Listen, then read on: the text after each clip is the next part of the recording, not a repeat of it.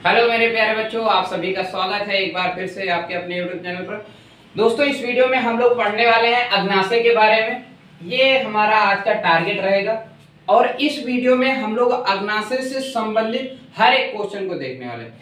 हम आपको लिखित दे सकते हैं, शायद ही कोई कभी क्वेश्चन आ जाए जो इसमें ना बताया गया हो। बाकी हर एक सवालों का जवाब अग्नाशय से संबंधित, ठीक है। ऐसा थोड़ी सभी को नहीं बताते, लेकिन अग्नाशय से संबंधित जितने भी क्वेश्चन पूछे जाते हैं उन सभी सवालों के जवाब आपको इस पूरे वीडियो में मिलने वाले हैं, ठीक है। इस वीडियो में हम लोग इन क्वेश्चन को विशेष रूप से कवर करेंगे, मतलब अग्नाशय का सचित्र वर्णन देखेंगे, पहला चीज। दूसरा बात देखेंगे, अग्नाशय को मिश्रित ग्रंथि क्यों बोलते हैं, है ना। मिश्रित ग्रंथि कहा जाता है तो क्यों कहा जाता है, कई बार पेपर में एग्जाम में पूछा जाता है। और उसके बाद हम देखेंगे लैंगरहैंस की दीपिकाएं किसे कहते हैं। आप सभी ने नाम सुना होगा, लेकिन है ना, बहुत बार आप लोगों ने नाम सुना होगा कि लैंगरहैंस की दीपिकाएं क्या होती हैं, या फिर कई बार पूछा जाता है कहां पर पाई जाती इत्यादि, है ना। और उसके बाद हम देखेंगे अग्नाशय द्वारा स्रावित पाचक एंजाइम, मतलब एंजाइम भी कुछ निकालता है, स्रावित करता है अग्नाशय, उनको जानेंगे। और साथ में इंसुलिन की कमी से होने वाला रोग या फिर अग्नाशय द्वारा स्रावित हार्मोन के बारे में, ठीक है। तो चलिए दोस्तों, अब हम लोग वीडियो को स्टार्ट करते हैं। और अगर आप चैनल पर नए हैं तो चैनल को सब्सक्राइब भी कर सकते हैं। ये देखिए, आप लोगों के सामने रहा अग्नाशय के बारे में काफी सारी जानकारी, पूरा भरा भरा लग रहा होगा। वैसे हम आपको मतलब परेशान मत होइएगा, भरा भरा लग रहा है इसलिए हम आपको एक एक चीजें, जो जो चीजें बताएंगे आपको उतना देखना है ना। आप खुद से देखोगे इधर उधर तो भटक जाओगे और कहीं का कहीं पहुंच जाओगे, ठीक है। तो अब हम लोग अग्नाशय के बारे में सबसे पहले उसकी संरचना और स्थिति के बारे में जानकारी प्राप्त करें। पहला टॉपिक ये आपका, नंबर 1 लिख दें यहाँ पे। चलो भैया, 1 हो गया। संरचना और स्थिति के बारे में, मतलब पाया कहा जाता है, सबसे पहले तो ये चीज जानो।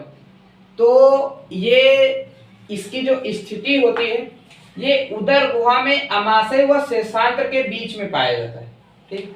अब आप अभी 1 मिनट आहार नाल देख लीजिए, पहले आहार नाल का चित्र अब आप लोगों के स्क्रीन पे दिखाई दे रहा है ना। यहाँ पर आप देख रहे हैं कि जो अमाशय है और जो छोटी आंत है, उन दोनों के बीच में एक पत्ती जैसी संरचना दिखाई दे रही है आपको, है ना। तो यही अमाशय, वो सॉरी क्या बोलते हैं, पैंक्रियाज होती है, या फिर जिसे अग्नाशय बोलते हैं, ठीक है। अब ये तो अग्नाशय देख लिया आपने। अब हम आपको अग्नाशय को थोड़ा सा और जूम करके दिखाते कि ये कैसे दिखती है।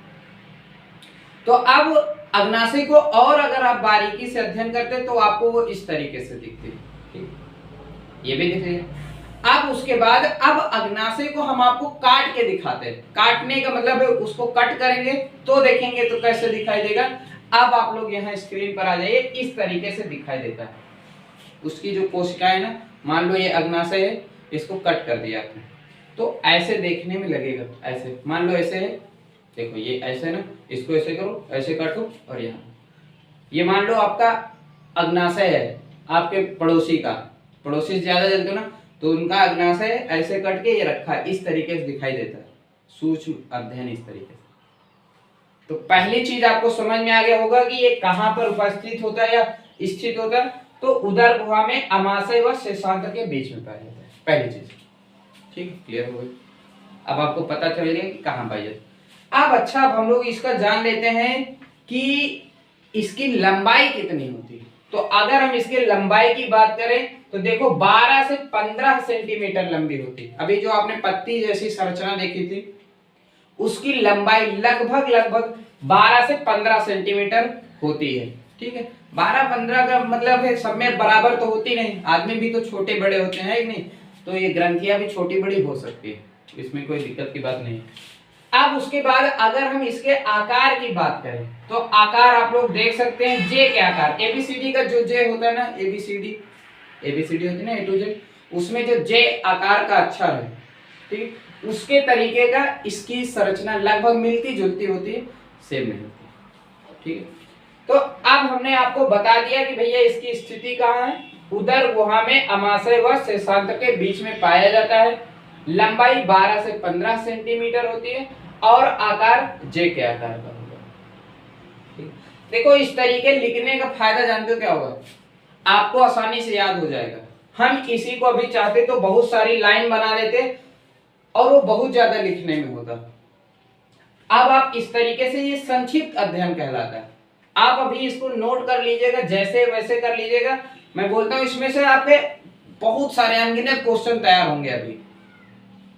ठीक है, तो इतना चीज आपको पता लग गया कि भाई हाँ देखो, पेट में होता है, मासे के नीचे होगा, जे के आकार का होता है, 12 से 15 सेंटीमीटर होता है। अब अग्नाशय किससे मिलकर बना होता है? तो अग्नाशय जिससे मिलकर बना होता है उसको बोलते हैं पिंडक। ठीक है, इंग्लिश में लोब्यूल शब्द का यूज करते हैं। ये आपके हो गए भैया पिंडक।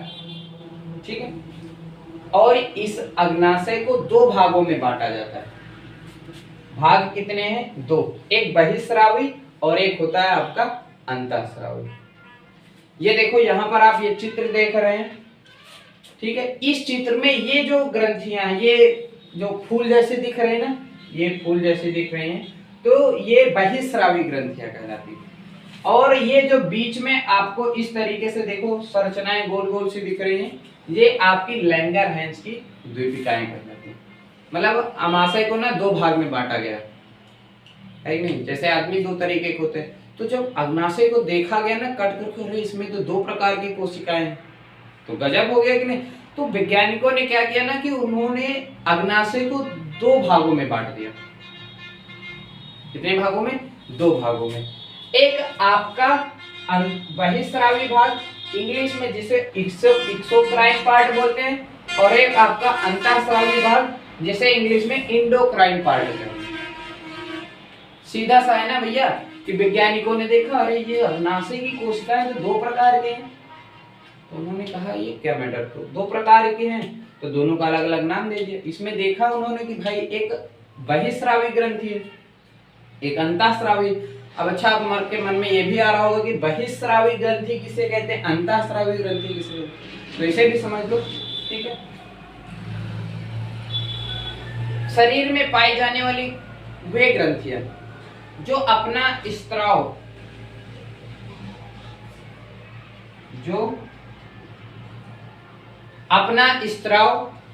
गुहिका में छोड़ती हैं। ठीक, गुहिका में रिलीज करते हैं किसी गुहा में, कैविटी में, उसको बोलते हैं बहिस्रावी ग्रंथियां। ठीक, और कुछ ग्रंथियां ऐसी होती हैं जो अपना स्त्राव सीधे रुधिर में प्रवाहित कर देती है, तो इनको बोला जाता है अंतःस्रावी ग्रंथि भी कहते हैं। ध्यान देना, भाग वाग ना, भाग तो इसके हिसाब से देखो सही है कि हाँ भाई अग्नाशय को दो भाग में बांट दिया, बहिस्रावी अंतःस्रावी। इनको आप ग्रंथि भी समझ सकते हैं कि अंतःस्रावी ग्रंथि और बहिस्रावी ग्रंथि। अंतःस्रावी ग्रंथि का मतलब वे ग्रंथियां जो अपना स्त्राव, मतलब जो भी वो केमिकल्स बनाती हैं, जो भी पदार्थ बनाती हैं, वो अपना स्त्राव सीधे रुधिर में प्रभावित करती है, तो इन ग्रंथियों को हम अंतःस्रावी कहते हैं। और दूसरी होती है आपकी बहिस्रावी ग्रंथियां, वो ग्रंथियां जो अपना स्त्राव क्या करती, गुहिका में प्रवाहित करती। ठीक, जहां पर है वहीं पर मुक्त कर देती।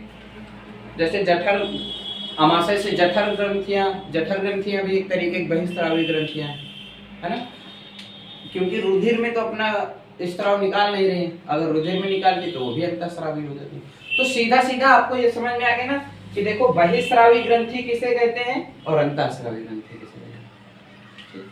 तो अब वैज्ञानिकों ने देखा ना कि इसमें की जो जितनी भी कोशिकाएं दो तरह के हैं भैया, एक अपना स्त्राव क्या है किसी गुहिका में निकाल रहे हैं, जैसे ये बहिस्रावी ग्रंथियां, ये गुहिका देखो, अब आपके मन में आ रहा होगा ना गुहिका क्या है, तो ये देखो यहाँ पर ये जो ग्रंथियां हैं, ये पिंडक की स्रावी ग्रंथियां, देखो यहाँ पर क्या लिखा है, पिंडक की स्रावी ग्रंथियां, है ना, मतलब कि ये रसायन निकालती हैं या पाचक रस निकालती है एक तरीके से, और ये अपना रस निकाल करके ये गुहिका है ना, खाली स्थान इसमें भर देती हैं।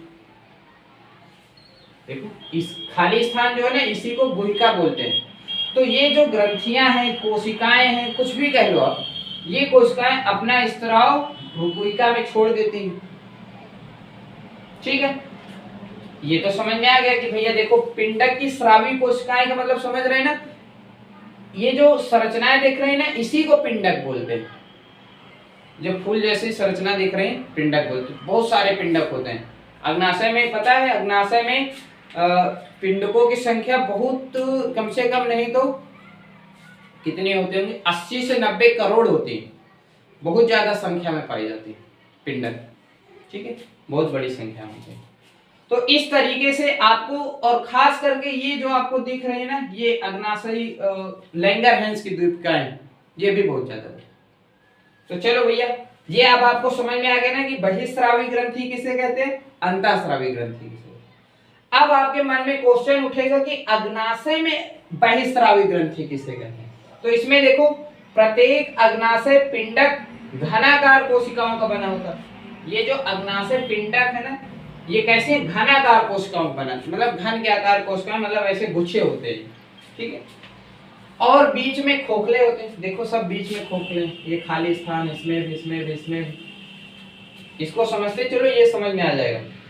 इन कोशिकाओं द्वारा स्रावित अग्नाशय रस पिंडक की गुहा में एकत्र हो जाते हैं। पिंडक, इसमें से जो रस निकलेगा, या फिर अग्नाशयी रस आप उसे बोल सकते हैं, अग्नाशयी रस निकलेगा, वो गुहा में एकत्र हो जाएगा। अभी हमने ये तो बताया ना भैया, ये देखो, ये जो कोशिका है ना, ये अग्नाशयी रस बनाती और बना करके गुहिका में छोड़ देती, तो गुहिका में इकट्ठा होता है, ठीक है, गुहा में एकत्र हो जाता है, और वहां से एक महीन नलिका द्वारा अग्नाशय वाहिनी में ले जाया जाता है।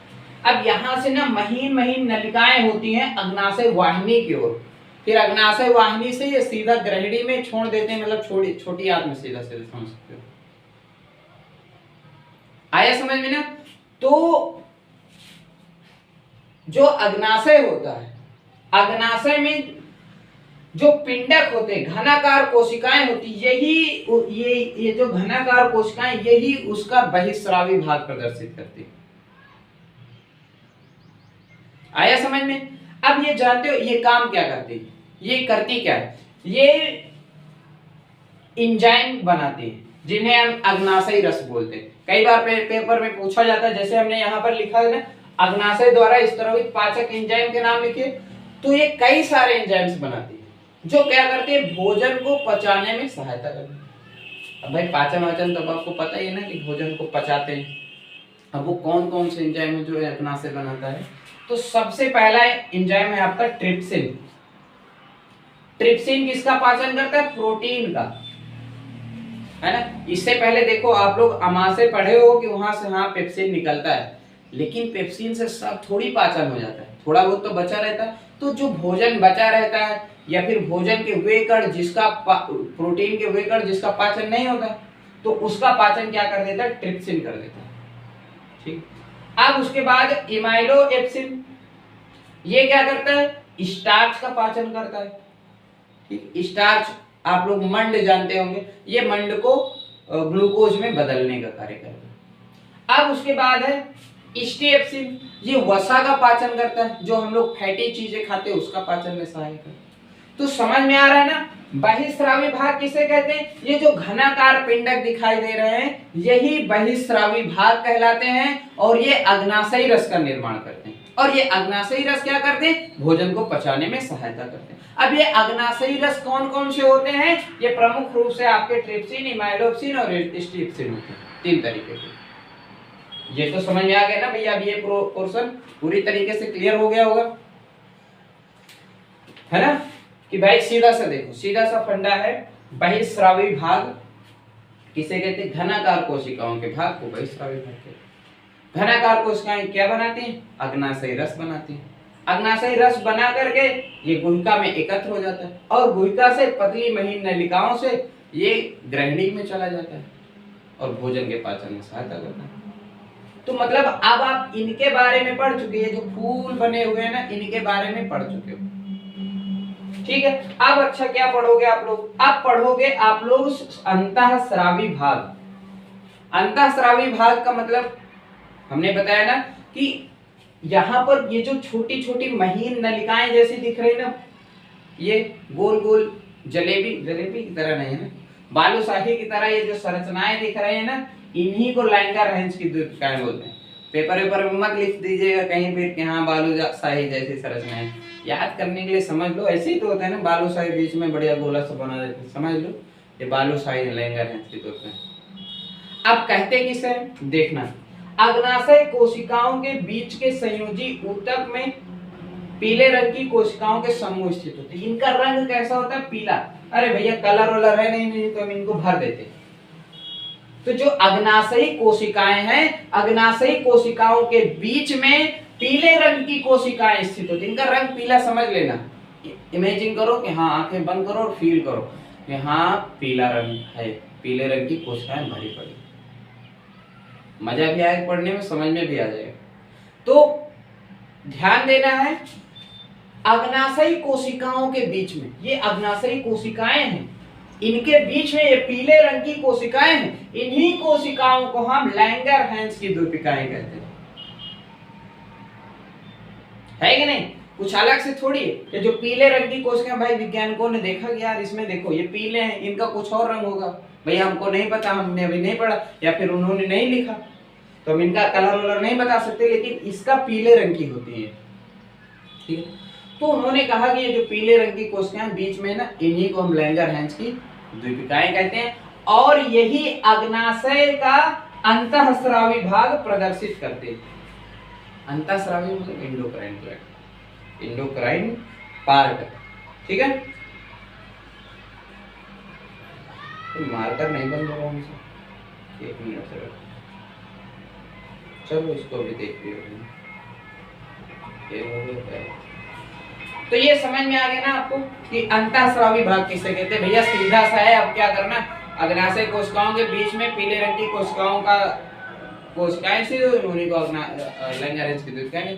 अब अच्छा, ये कार्य क्या करती है भैया, ये कार्य क्या करती हैं? तो अब ये यहाँ पर आ जाओ फिर से, ये वाले ऊपर के 2 कार्य ना, ये इसके हैं बहिस्रावी के और ये अंतःस्रावी के, और इनकी संख्या बहुत ज्यादा संख्या में होते हैं, करोड़ों की संख्या में होते हैं। लैंगरहैंस की द्वीपिकाएं ना करोड़ों की संख्या में भरी पड़ी। अब ये और थोड़ा सा फील कर पाओ ना, तो हम देखो तुमको फील करा देते हैं। अभी देखो कैसे होता है। देखो मान लो इतना बड़ा अग्नाशय है, ठीक है, इतना बड़ा अग्नाशय को थोड़ा सा काट के सूक्ष्मदर्शी में देखा गया तो ऐसे दिखता है। अब इसमें ये इधर ना ये सब संयोजी ऊतक है, मांस वास है यार, सब पूरा थोड़ी भरा रहता है। मतलब मांस के अंदर संयोजी ऊतक को आप ऐसे ही समझ सकते हो, है ना। ये संयोजी ऊतक है, यहाँ पर खाली जगह थोड़ी है। इन्हीं संयोजी ऊतक में ही 2 प्रकार की कोशिकाएं, ठीक है। एक तो आपका बहिस्रावी कोशिकाएं, एक अंतःस्रावी कोशिकाएं। तो ये जो अंतःस्रावी कोशिकाएं हैं, इनमें महीन महीन, ये देखो ये खून की नलिकाएं हैं, जो नसें नहीं होती, वो सब चीज इसमें फैली रहती है पूरे भर में। अब क्या करती हैं कि ये जो कोशिकाएं है ना, हार्मोन बनाती है। बहुत बढ़िया चीज, बहुत अच्छा क्वेश्चन आता है, यहाँ से आपको समझना चाहिए। मैं अब यहाँ पर आपका ये क्वेश्चन क्लियर हो जाएगा। देखो, इंसुलिन की कमी से होने वाला रोग और लैंगरहैंस की द्वीपिकाएं किसे कहते हैं, हमने बता ही दिया। अग्नाशय को मिश्रित ग्रंथि क्यों कहते हैं, अभी हम बता देंगे इसको क्यों कहा जाता है। तो अभी हम इसको चल रहे हैं, ठीक है। अग्नाशय कमी से होने वाला रोग, सॉरी इंसुलिन कमी से। तो अंतःस्रावी भाग है ना, ये क्या करता है, हार्मोन बनाता है। कौन से हार्मोन?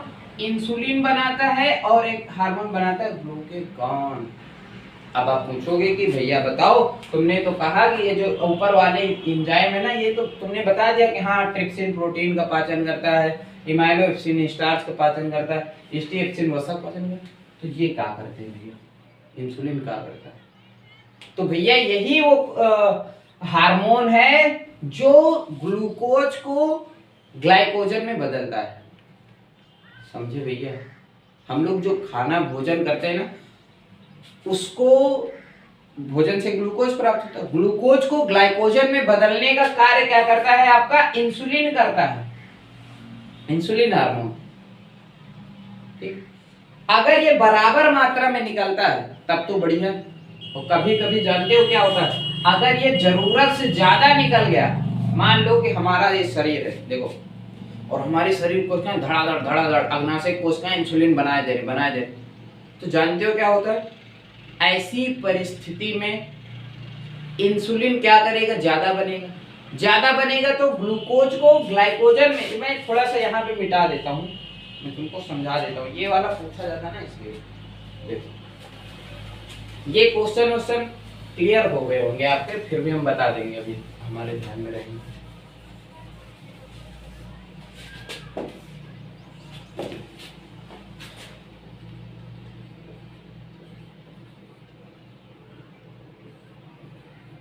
हमने बताया यार ये क्या लिख रहे हैं, राइटिंग थोड़ा सा बहुत अच्छी नहीं है, तो आप लोग ध्यान दीजिएगा, है ना। ध्यान देने का मतलब ये है कि भाई हमने सुधारने का प्रयास किया, लेकिन ये सुधर नहीं रही, पड़ गई आदत अब लिखने की। तो आप लोग अपनी राइटिंग ध्यान दीजिएगा, अच्छी बनाइएगा, हमारी राइटिंग के पीछे मत पड़िएगा, है ना। ग्लूकोज देखो ये क्या करता है, इंसुलिन यहाँ पे लिखे देना है, बहुत बढ़िया क्वेश्चन बनेगा अभी यहाँ देखना। इंसुलिन क्या करता है कि ग्लूकोज को ग्लाइकोजन में बदल देता है। अब हमारे शरीर की ये कोशिकाएं ना लैंगर धड़ बनाई जा रही हैं। अच्छा एक चीज और है, ये जो कोशिकाएं है ना लैंगरहैंस की कोशिकाएं, ये 3 तरीके की होती हैं, अल्फा, एक होता बीटा और एक होता आपका गामा करके, 3 प्रकार लैंगरहैंस की कोशिकाएं भी 3 तरीके की। अब आप और कंफ्यूज, लेकिन ध्यान ये देना भैया, देखो पढ़ना तो ये, तो ध्यान ये देना है कि जो लैंगरहैंस की कोशिकाएं 3 प्रकार के हैं, अल्फा बीटा गामा।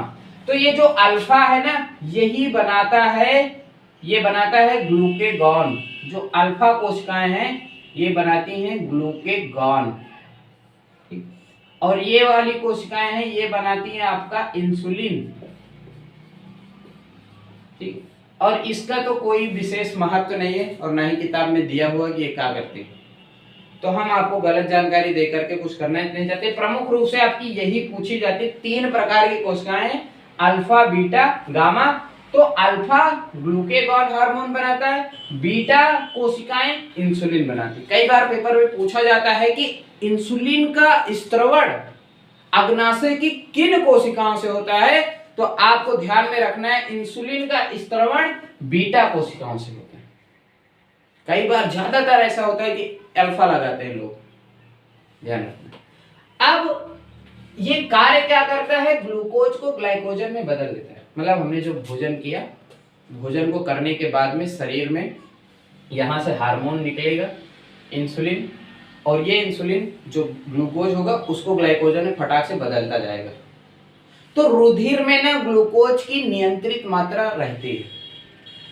अच्छा ठीक, अब क्या होता है, ये ना कभी कभी कम पड़ जाता है। मान लो ये हो गया कम, तो कम हो जाएगा तो ये ग्लूकोज को ग्लाइकोजन में थोड़ी पूरा बदल पाएगा, है कि नहीं।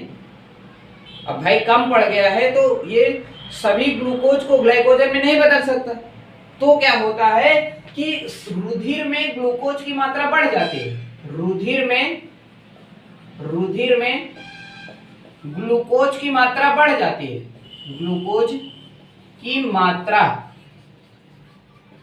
बढ़ जाती है, ठीक, बढ़ जाती है, बहुत ये लोग बढ़ जाती है। इसी को भैया बोलते हैं कि इनको डायबिटीज हो गया। कई जगह पर शुगर शब्द का भी यूज करते हैं कि इनको शुगर की बीमारी है। आया समझ में ना कि कैसे होता है, अब समझ में आया ना कि शुगर की बीमारी कैसे होती है। शुगर की बीमारी इस तरीके से होती है कि लैंगरहैंस की द्वीपिकाएं 3 तरीके की होती है, अल्फा बीटा गामा, और बीटा कोशिकाएं इंसुलिन बनाती हैं, और ये इंसुलिन की जब मात्रा शरीर में कम होती है, अग्नाशय की कोशिकाएं कम मात्रा में इंसुलिन निकालती हैं, तो ये ग्लूकोज को ग्लाइकोजन में पूरी तरीके से नहीं बदल पाता है। अब नहीं बदल पाता है तो उसके कारण रुधिर में ग्लूकोज की मात्रा बढ़ जाती है भैया, बढ़ जाती है ना, बढ़ जाती है। अब बढ़ जाती है तो इसी स्थिति को शुगर या डायबिटीज कहते हैं, समझ में। अब अच्छा आपके मन में आ रहा होगा कि क्या होगा अगर ये इंसुलिन की मात्रा कम पड़ जाए, क्या हो जाए, कम पड़ जाए। मान लो ये क्या हो जाए, कम पड़ जाए।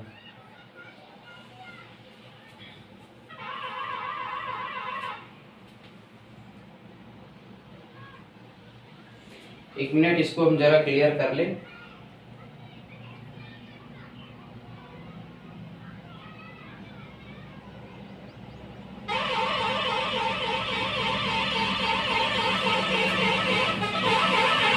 हाँ सही है, सही है।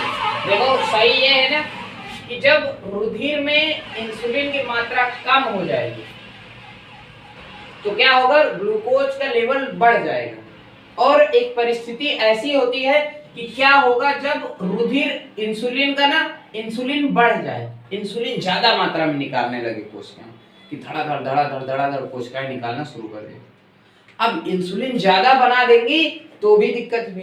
फिर क्या दिक्कत होती है कि ये पूरे ग्लूकोज को कहो ग्लाइकोजन में बदल दे और खून में रुधिर में ग्लूकोज बचेगा नहीं, तो आदमी को फिर कमजोरी आने लगेगी, वीकनेस हो जाएगी, चक्कर आने लगेंगे, गिर पड़ेगा वो। तो उसको बोलते हैं कि इनको लो शुगर की दिक्कत है। ठीक है, तो ये दोनों में देख लो, इंसुलिन बराबर मात्रा में निकलना कितना ज्यादा जरूरी है। अगर बराबर मात्रा में निकलेगा तो रुधिर में रुधिर की मात्रा बनी रहेगी। ठीक, उसके बाद अगर इंसुलिन ज्यादा निकलेगा तो ग्लूकोज को ग्लाइकोजन में बदल देगा, इसको इंसुलिन आघात बोलते हैं। ठीक है, फिर भी दिक्कत। और अगर जैसे कम निकलेगा तो ग्लूकोज को ग्लाइकोजन में नहीं बदल जाएगा तो फिर आपको शुगर हो जाएगी। दोनों तरफ से दिक्कत है। ठीक, तो ये हो गया आपका इंसुलिन का कार्य कि इंसुलिन क्या कार्य करता है। और हमने आपको स्पष्ट बता भी दिया कि हाँ भाई किस तरीके से इंसुलिन की वजह से डायबिटीज की बीमारी हो जाती है। इंसुलिन के इंजेक्शन भी आते हैं, लोग लगवाते हैं। अब उसके बाद बचा आपका ग्लूकेगॉन। आप लोगों को मन में आ रहा होगा कि हमने अभी इससे नहीं बताया। तो देखो जो ग्लूकेगॉन है ना, ये है कंट्रोलर। ये इंसुलिन के प्रभाव को कम करता है। मान लीजिए कि इंसुलिन बहुत ज्यादा मात्रा में निकलने लगा तो भाई ये तो धड़ाधड़ ग्लूकोज को ग्लाइकोजन बदलता जाए, इसका कोई काम ही नहीं है, कोई काम ही नहीं है इसके अलावा। तो ग्लूकोज को ग्लाइकोजन में बदलने लगेगा, लेकिन ये जो ग्लूकेगॉन निकलता है ना, यह इसके प्रभाव को कम करता है। इंसुलिन के प्रभाव को कम करने का कार्य करता है, मतलब कि ग्लाइकोजन को ग्लूकोज में बदलने का भी कार्य करता है। ऐसा आप समझ सकते हैं। जैसे मतलब देखो क्या होता है ना कि जैसे हम लोग कभी भोजन नहीं खाते, कभी कभी, तो आप लोगों को पता है ना कि हमारे शरीर में भोजन कहाँ संग्रहित होता जाता है, ग्लाइकोजन के रूप में लीवर में होता है। अभी पिछले वीडियो में आपने यकृत में पढ़ा था। तो अगर हमने भोजन नहीं किया, अब शरीर को ऊर्जा चाहिए, तो वो ग्लाइकोजन ग्लूकोज में फिर से बदलता है। किसके कारण? ग्लूकेगॉन के कारण। फिर हमें ऊर्जा मिलती है और हमें थोड़ा सा बेटर फील होता है। तो समझ में आया ना? एक बार फिर से रिवीजन करें, लगभग चीजें हमने बता दी हैं। कार्य भी यही हो गए, अग्नाशय के कार्य यही होगा। फिर से एक बार देख लेते हैं कि अग्नाशय कहां पर पाया जाता है, कहां स्थित होता है। यह उदर गुहा में अमाशय और शेषांग के बीच में स्थित होता है। उसके बाद लंबाई 12 से 15 सेंटीमीटर होती है और आकार जे के आकार का। जिन छोटी छोटी संरचनाओं से मिलकर बना होता है उनको पिंडक बोलते हैं। जैसे हमारे शरीर में ना हाथ, ये देखो पूरा हाथ में कई सारे अंग हैं, ये है, ये पार्ट है ना, ये उंगलियां हैं। उसी तरीके से ना अग्नाशय पिंडक से मिलकर, बहुत सारे जब पिंडक मिलते हैं ना तो अग्नाशय का निर्माण होता है। अब अगर अग्नाशय का अध्ययन किया जाता है, उसको काट करके सूक्ष्मदर्शी से देखा जाता है, तो इस तरीके से संरचनाएं दिखाई देती। दो प्रकार की देखो दिख रही हैं आपको भी, एक ये संरचना फूल जैसी और दूसरी ये गोल गोल संरचनाएं आपको दिख रही है। तो वैज्ञानिकों ने देखा, अरे यार ये अग्नाशय में दो प्रकार की कोशिकाएं, तो उन्होंने अध्ययन किया। उनको पता चला कि यहाँ की ये जो कोशिकाएं हैं ये एंजाइम बनाती हैं, इसलिए इन्होंने बहिस्रावी ग्रंथि नाम दिया। और ये जो कोशिकाएं हैं ये हार्मोन बनाती हैं, इसलिए इन्हें अंतःस्रावी का नाम दिया। ठीक है। अब कौन कौन से एंजाइम बनाती हैं? तो ट्रिप्सिन, इमाइलोप्सिन, स्ट्रिप्सिन बनाती हैं। और हार्मोन कौन कौन से बनाती हैं? इंसुलिन और ग्लूकेगॉन का निर्माण प्रमुख रूप से करते हैं। ठीक है, तो इस तरीके से अब आज के इस वीडियो में आप लोगों ने देखा कि किस तरीके से अग्नाशय एक महत्वपूर्ण रोल अदा करता है हमारे पाचन क्रिया में और हमारे स्वास्थ्य में। कितने सारे लोगों को डायबिटीज की बीमारी हो जाती है और कितने सारे लोगों की मृत्यु हो जाती है इसी के चलते, है कि नहीं? तो मुझे लगता है एक अच्छी खासी जानकारी आप लोगों को प्राप्त हुई होगी और समझ में आया होगा कि किस तरीके से डायबिटीज की बीमारी होती है। एक क्वेश्चन बचता है कि मिश्रित ग्रंथि क्यों कहते हैं? भाई मिश्रित ग्रंथि कहने का रीजन जानते हो क्या? मिश्रित का मतलब क्या होता है? मिक्स।